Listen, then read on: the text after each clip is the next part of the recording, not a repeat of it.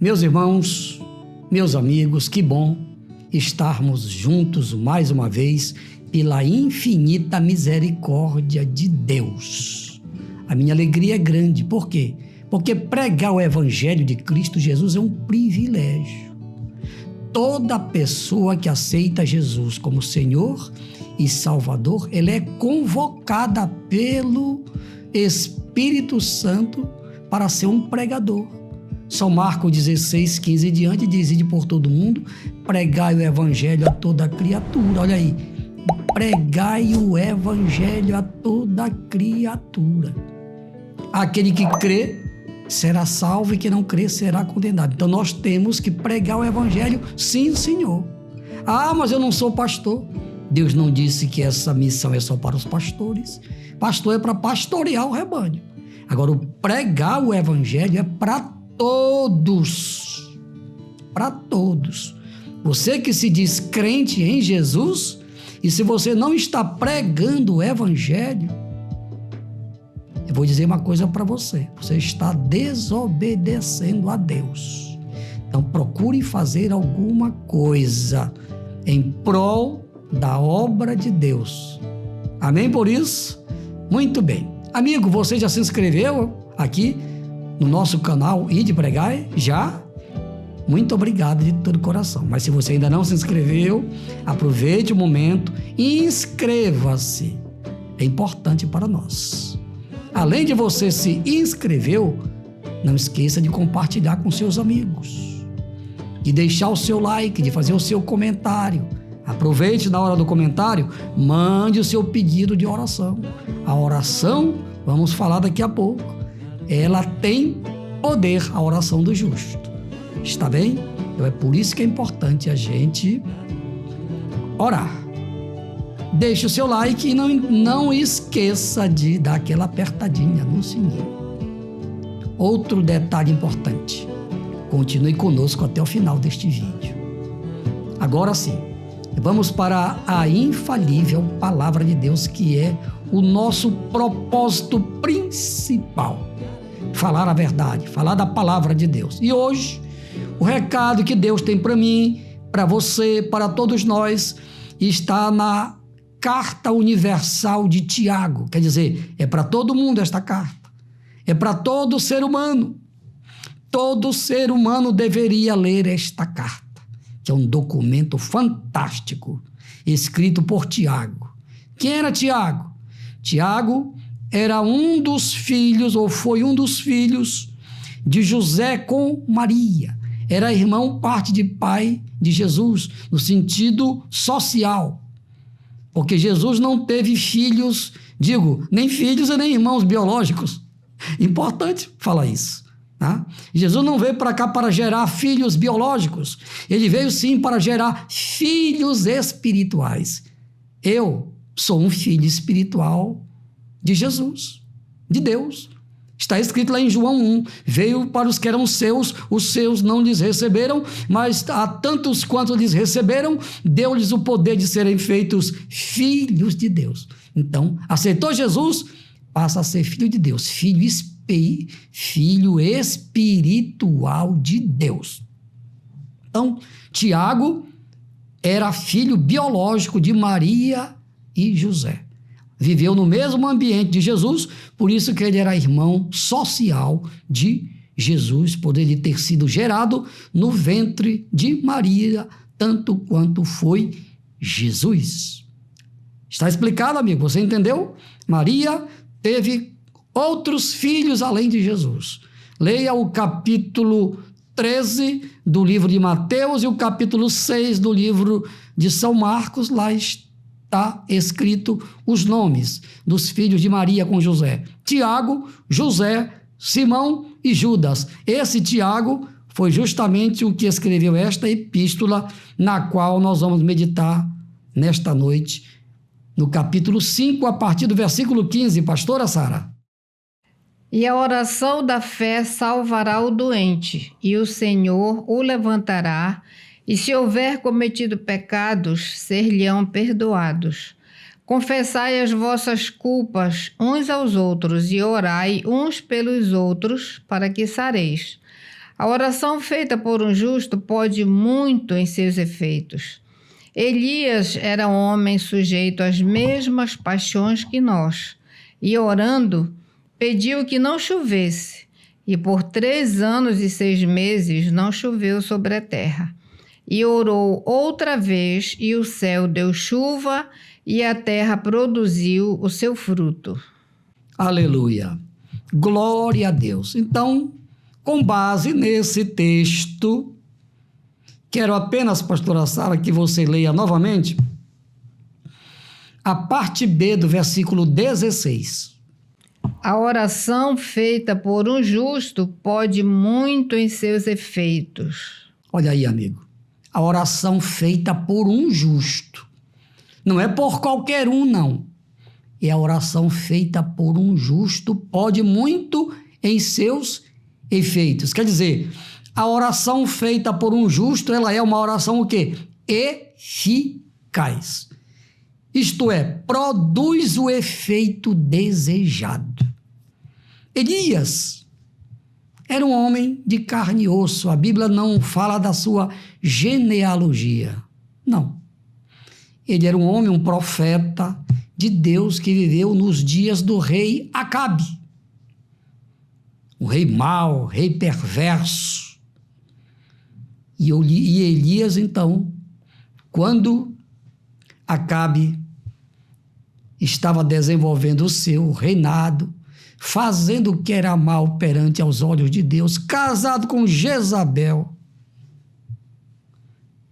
Então, já deu a perceber que não ia dar boa coisa, né? Casar com Jezabel, filha dos Sidônios, ela era de Sidom, uma mulher muito má. Ela mandava no marido. O rei Acabe era meio varunca. Quem mandava lá era a mulher. E toda casa onde a mulher manda vai dar problema. Está fora da vontade de Deus. É verdade. É verdade.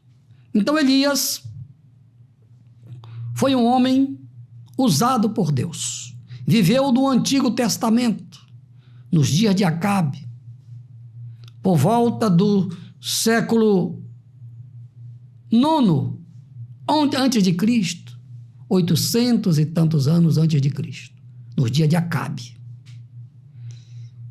Então, ele foi um homem usado poderosamente na mão de Deus.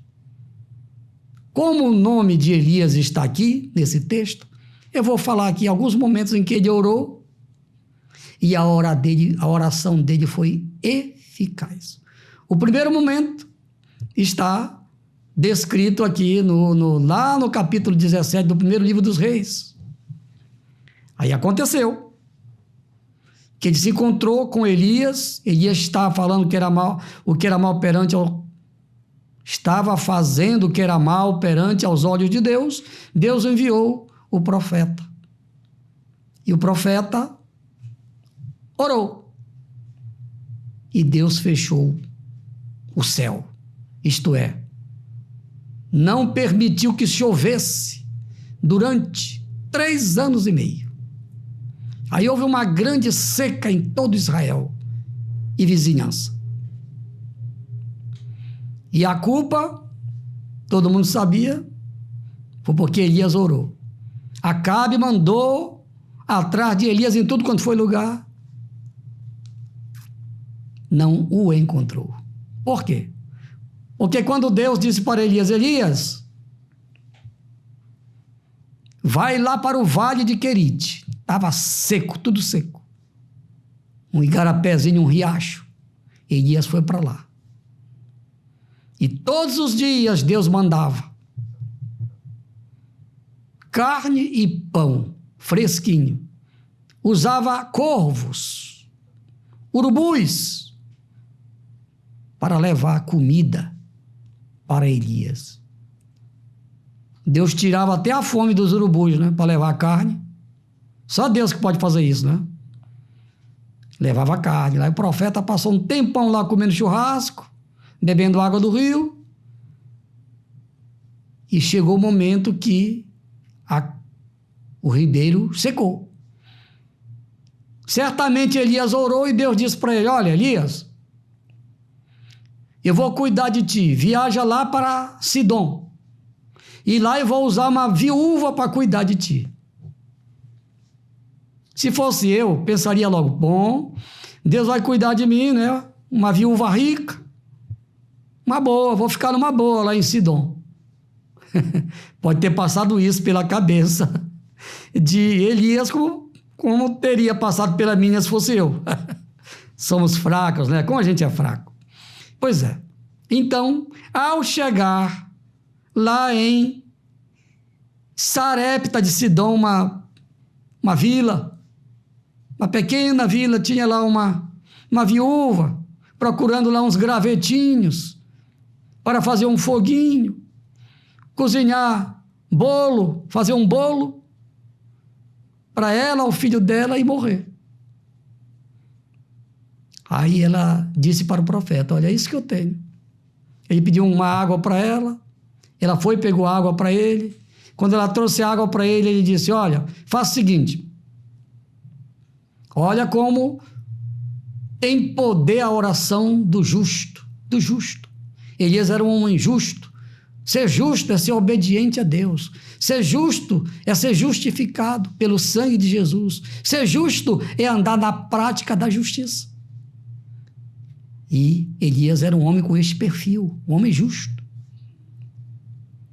E ele disse para a viúva: faça o seguinte, vá, faça um bolo pequeno, traga primeiro para mim, porque assim diz o Senhor: a farinha de trigo, certamente, a farinha, se fosse aqui na Amazônia, farinha de mandioca mesmo, a farinha de mandioca não vai faltar na sua panela, e nem o azeite vai faltar na botija. Assim diz o Senhor. Olha aí o poder da oração de Elias. Aí a viúva creu, preparou o bolo, trouxe para Elias, Elias comeu, e diz a Bíblia que a farinha nunca faltou na panela e o azeite nunca faltou na botija, até o dia em que Deus mandou chuva sobre Israel. Aleluia! Esta é a oração eficaz. Podia falar aqui da oração de Moisés. Poderia falar aqui da oração de Ana. Eu poderia falar de tantos outros homens e mulheres que oraram.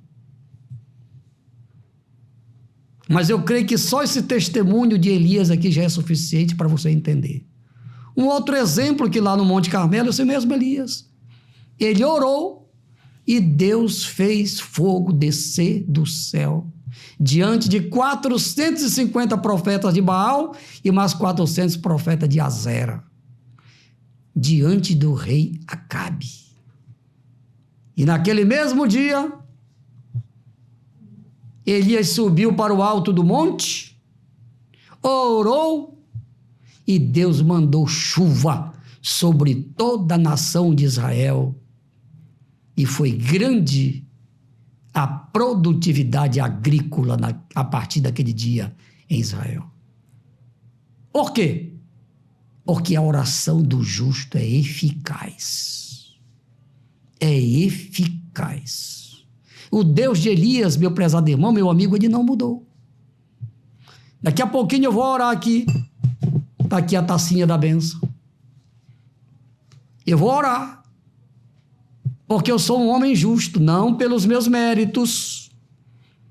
Sou um homem justo, sim, porque o sangue de Jesus já me purificou de todos os meus pecados e também pode lhe purificar dos seus. Você também pode, a partir de hoje, se você quiser, ser um homem justo e ser usado por Deus. Elias foi usado por Deus, por quê? porque ele era um homem justo. E eu estou sendo usado por você porque eu sou um homem justo. Eu vou orar daqui a pouquinho e vai acontecer um milagre. Por quê? Porque eu sou um homem justo. Mas que fique bem claro que o poder não é meu. O poder está no nome de Jesus. Porque ele nos deu autoridade para nós aqui nesta terra usarmos o nome dele. É este o segredo. Se você crê e se você é um homem justo, isto é, que anda na prática da justiça e que já foi justificado pelo poder do sangue de Jesus, então você pode plenamente usar esta autoridade que há no nome de Jesus. Amém? Eu vou orar por você agora, amigo. Se você crê, aceite a Jesus Cristo como Senhor e Salvador da sua vida. E aí ele vai, pelo seu poder, porque ele é Deus, perdoar os seus pecados. Ele vai registrar o seu nome no livro da vida. E se você permanecer firme nesta decisão que você vai tomar agora, ele promete que quando ele voltar, ele vai lhe ressuscitar, se você já tiver morrido, e vai levar você para o céu. E se você estiver vivo, vivendo na prática da justiça, quando ele voltar no dia do arrebatamento da igreja, você vai ser transformado no abrir e fechar de olhos. Leia a primeira epístola de Paulo aos Tessalonicenses, no capítulo 4, a partir do versículo 13 até o final do capítulo. Amém? Então vamos orar neste momento. Pai, em nome de Jesus, eu te apresento todas as pessoas que ouviram a tua palavra agora. Pai, em nome de Jesus, aqueles que estão pela fé, te aceitando como Senhor, como Salvador, eu te peço. Perdoa os seus pecados, registra os seus nomes no livro da vida, que todos permaneçam firmes até o dia da tua vinda. Assim seja. Amém, amém e amém. Agora sim, vamos orar por esses pedidos de oração que estão aqui. Se você crê, o milagre vai acontecer agora, porque o Deus de Elias não mudou, está vivo para sempre, vai agir agora. Amém, amigo? Pai, em nome de Jesus, te apresento todos estes pedidos de oração. O Senhor os conhece. Todos os conteúdos destes pedidos, o Senhor é sabedor. Por isso eu te peço, meu Paizinho, em nome de Jesus, libera agora o poder de curar sobre todas as pessoas que estão orando comigo, onde quer que elas estejam neste momento. Que todos sejam curados da alma e do corpo. Que todos sejam libertos dos vícios. E que todas as famílias recebam agora a bênção da vitória. Tudo para a glória do Pai, do Filho e do Espírito Santo. Amém, amém, amém. Graças a Deus. Amigo, você gostou da mensagem? Gostou mesmo? Então compartilhe com um grande número de amigos que você conhece. Faça isso para a glória de Deus. Estamos chegando ao final de mais um vídeo. Obrigado pelo carinho e pela audiência de todos vocês. No próximo vídeo, estejam conosco novamente, em nome de Jesus. A graça de nosso Senhor Jesus Cristo, o santo amor de Deus, nosso Pai, a maravilhosa consolação do Espírito Santo, seja com todos os nossos irmãos e os nossos amigos, para a glória de Deus. Amém, amém e amém. Glória a Deus!